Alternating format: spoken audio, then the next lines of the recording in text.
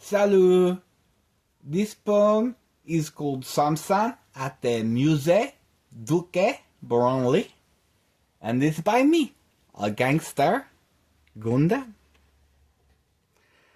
When I was young, my hair was short. I would dance and drink and shake my hair. Everybody loved me. I loved them for their love. Then I learned to hate. I stopped drinking.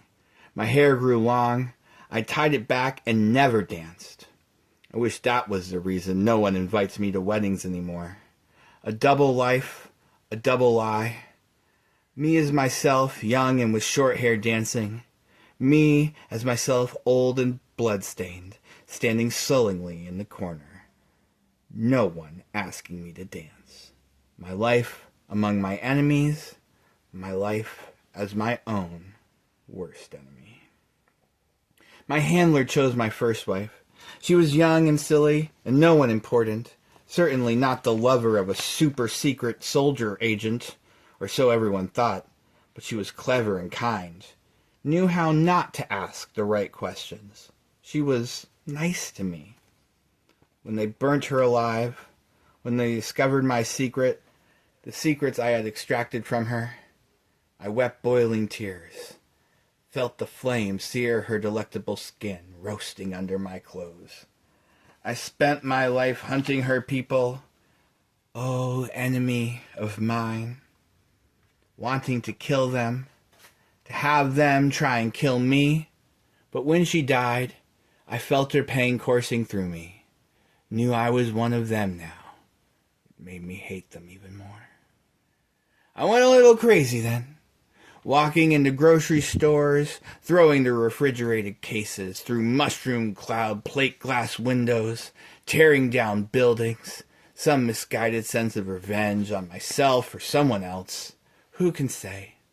I left my hair untied and flew behind me in my rage. The streets echoed with screams of children and the sounds of imposing footsteps.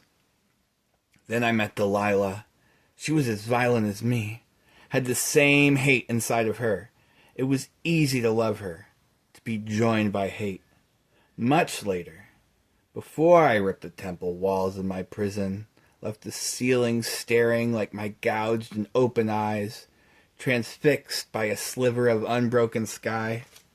They said she betrayed me, but they didn't know. For a week, we took a break from the killing and the mayhem, took a jet to Paris.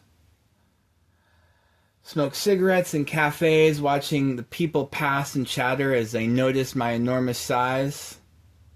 Imagined the stretching regime required to tear the Eiffel Tower from its roots, hurl it like an iron javelin across the English Channel.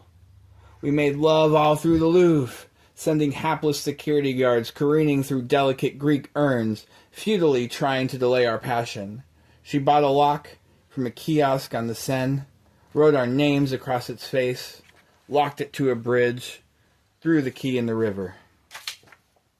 "Now our love will never die," she said, and she used my scraggly beard to pull me close.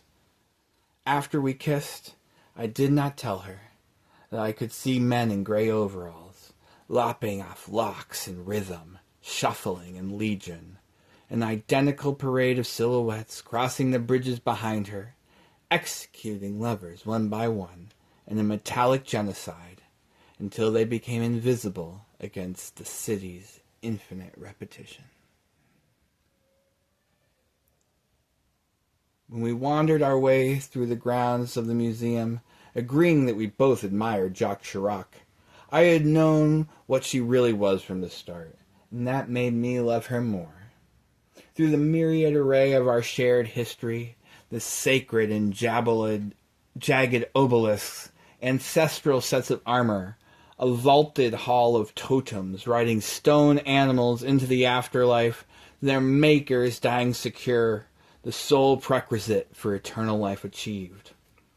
In the exposition, we peruse the archives of human hair, shirts full of lamentations, carefully preserved locks wrapped in love-laced bows, Joan of Arc and Ulysses with their red, fiery manes, bombshell, virginal, blonde sex bombs, bookish brunette librarians, how an African king keeps his, and a Dutch maiden keeps hers, how widows shaved their heads from grief, bootstrapped soldiers sheared their heads, of women guilty of loving the enemy, loving men like me.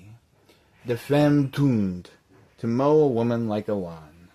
A beautiful name for such a brutal thing, such elegance, to rob someone of their power, to throw an identity on the ground like trash, and display their naked baldness like heads on pikes. I cried when I saw this. Imagine my wife with her hair in flames. This is what they didn't understand. When they said she betrayed me, that when I openly wept in the sun-blasted halls of the museum, attracting the bemused stares of the teeny patrons staring up at me, Delilah reached up, pushed the hair back from my crying eyes, asked me what was wrong. In that moment, I told her my secret, because I wanted her to see me, bald and naked, stripped and flayed alive, blind and bound to the pillars of the temple. Because this is what love is.